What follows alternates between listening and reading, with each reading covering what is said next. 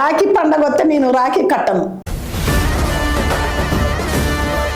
ఒక అక్క పోయి కట్టిన వారం రోజులకే చనిపోయింది.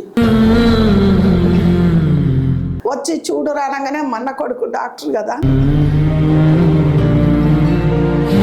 పండబెట్టి ఇలా ఎప్పుడు చూసిందో చనిపోతుంది మా అక్క.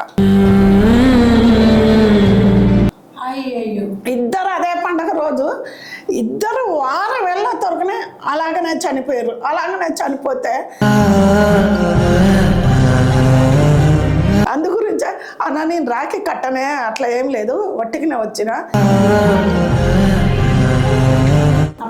ముందుగా రాఖీ పండుగ శుభాకాంక్షలు. సేమ్టి అమ్మ, సేమ్టి. మరి ఈ రోజు ప్రపంచం అంతా రాఖీ పండుగ జరుపుకుంటారు కదా, మరి ఈ రోజు మీ అన్నదమ్ములకి మీరు రాఖీ కట్టారా? కట్టలేదు, ఉన్నారు మాకు నలుగురు అక్కలు చెల్లెళ్ళం, ఒక ఇద్దరు అన్నలు ఉంటే ఒక ఆయన చనిపోయిండు, ఒక అన్న ఉన్నాడు. అక్కడే లోకల్ ఉండేటోళ్ళు కట్టేటోళ్ళు. ఎప్పుడు ఒక అక్క పోయి కట్టిన వారం రోజులకే చనిపోయింది. అదేంటమ్మా?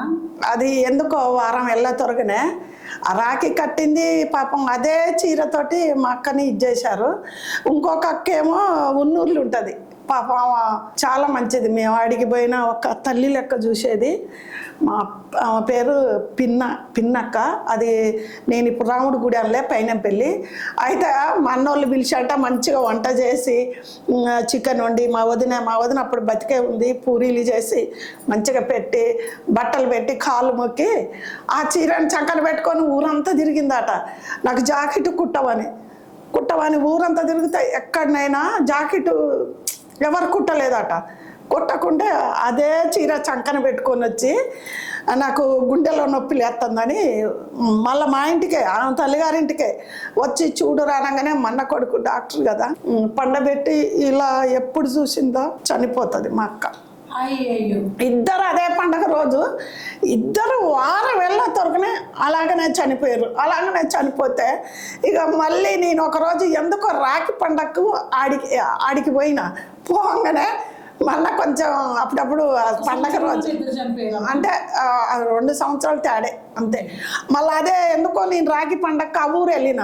ఆ ఊరు వెళ్ళంగానే ఇక మా అన్న ఏమనుకున్నాడంటే మా చెల్లె రాఖీ కడదానికి వచ్చిందని, ఓ చెల్లె నువ్వు రాఖీ కట్టకు, వాళ్ళు అట్ట అయిపోండ్రు, నువ్వు కూడా ఏదన్నా అయిపోతాయేమో. తోడబుట్టినాడు మనకి పెట్టినా పెట్టకున్నా, పెద్దోడే ఏదన్నా అన్నా అనొచ్చు అనుకో. అవన్నీ నేను ఇప్పుడు మనం ఈ రాఖీల పండగ రోజు మనసులో పెట్టుకోకూడదు. అందు గురించే అన్న నేను రాఖీ కట్టనే, అట్లా ఏం లేదు, వట్టికినే వచ్చిన, నేనేం కట్టనులే అన్న అంటే మొదటి నుంచి నేను రాఖీ కట్టకపోయేదాన్ని. నా పిల్లలకి లేరు, నేనెందుకని.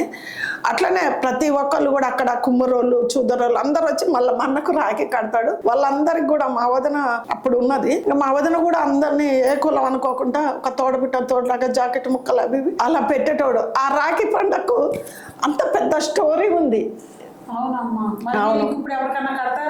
అసలు ఎవరు కట్టను కానీ ఎవరో ఒకళ్ళు నన్ను అక్క తమ్ముడు అని ప్రతి ఒక్కళ్ళు నన్ను తమ్మి అంట అక్క అంట, వాళ్ళు ఎవరికో ఒకళ్ళకు కడితే అయిపోతుంది. కానీ నేను తోడబుట్టిన వాళ్ళకి ఎప్పుడు రాఖీ కట్టలే.